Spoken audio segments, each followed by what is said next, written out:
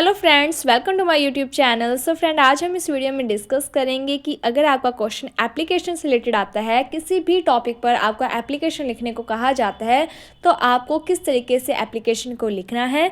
ये video specially 10th class के board examination के लिए है। एंड ये जो आपका क्वेश्चन सामने दिखाया गया है, ये क्वेश्चन आपके 10th क्लास हाफ ईयरली में इस पर आया है। सो इसी के ऊपर आज हम डिस्कस करेंगे। एंड आगे भी कोई भी क्वेश्चन आता है एप्लीकेशन से रिलेटेड, तो आपको किस तरीके से उसे लिखना है उसके बारे में भी हम सीखेंगे। सो स्टार्ट करते हैं।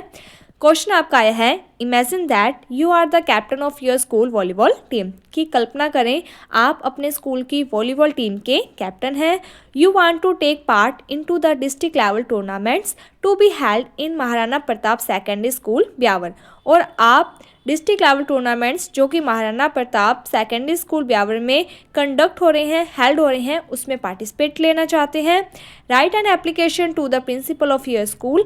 आपको अपने प्रिंसिपल को एक एप्लीकेशन लिखनी है, requesting him to allow you to take part in the tournament, जिसमें आप उनसे रिक्वेस्ट कर रहे हो कि आपको टूर्नामेंट्स में हिस्सा लेने के लिए वो अनुमति अलाउ कर दें। सो इस तरीके से आपका क्वेश्चन आया है। आपको किस तरीके से आंसर लिखना है वो डिस्कस करते हैं। अब हम सबसे पहले to the principal sir, government senior secondary school. Then आपको जगह का नाम लिखना है और यहाँ पर आपको कोई भी जगह नहीं बताई गई है कि आप कहाँ से हो।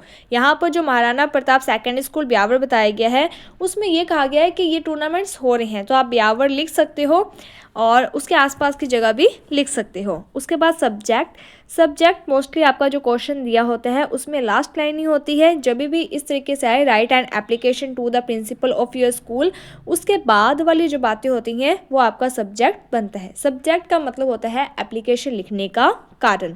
तो आपका क्या कारण है कि आप उनसे रिक्वेस्ट कर रहे हो कि आपको टूर्नामेंट्स में पार्टिसिपेट लेने के लिए वो अलाउ कर दें। तो आप लिखोगे application for allow me to take part in the tournament. अब आपको यहाँ पर 3 बातें ध्यान रखनी है। कभी भी आप जो यू है, यू वर्ड, जैसे कि यहाँ पर आपको लास्ट लाइन में दिया हुआ है allow you to take part, अब कहाँ पर यू को मी में चेंज करना है और कहाँ पर यू को आई में चेंज करना है, उसके बारे में आपको कैसे ध्यान देना है। जब भी यू का यूज़ आप एक सब्जेक्ट के रूप में कर रहे हो, तब तो आप आई का यूज़ करोगे। जैसे कि मैंने ये कहा है कि आप पार्टिसिपेट, तो जब आप अपने लिए वर्ड यूज़ करोगे तो आप आई वर्ड, मैं वर्ड का यूज़ करोगे। लेकिन कभी कभी यू है जो, उसको हम मी में चेंज करते हैं, और वो कब करते हैं, जब हम यू को एज ए ऑब्जेक्ट के रूप में यूज़ करते हैं। अगर आप कंफ्यूज होते हो कि सब्जेक्ट और ऑब्जेक्ट का कैसे करना है, तो सब्जेक्ट का मतलब होता है कर्ता, ठीक है, इस तरीके से।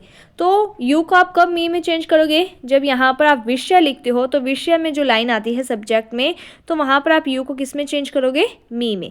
और जब काइंडली वाली लाइन आप लिखते हो, kindly grant me, kindly issue me, तो वहाँ पर भी आप यू को किस में चेंज कर रहे हो, मी में। ओके, तो यहाँ पर आपने अलाउ के बाद क्या लिख दिया, मी, जबकि आपको क्वेश्चन में क्या दिया हुआ था, यू। इसके बाद आगे आपको लिखना है सर, और आपकी हर एक एप्लीकेशन में जो 2 या 3 लाइन्स हैं वो फिक्स्ड होती हैं। जैसे कि most respectfully I beg to say that I am student of class 10th in your school. यहाँ तक की जो आपकी लाइन्स है हर एक एप्लीकेशन में फिक्स्ड है। कोई भी एप्लीकेशन आ जाए, आपको इन लाइन्स को लिखना ही है।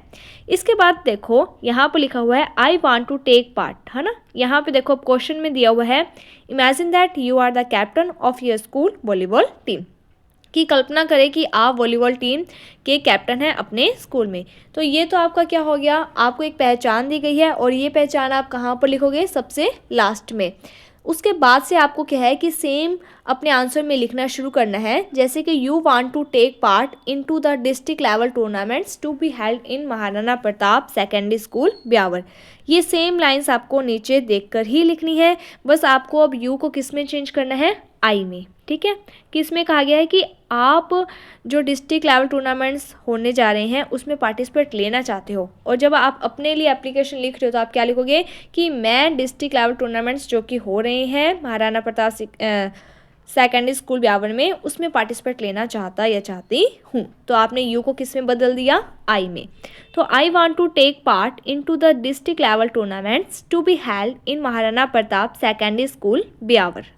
इसके बाद काइंडली अलाउ मी। अब काइंडली वाली लाइन में आपको जहाँ पर भी क्वेश्चन में यू दिया हुआ है वहाँ पर आपको यू को बदल कर किस में लिखना है, मी में।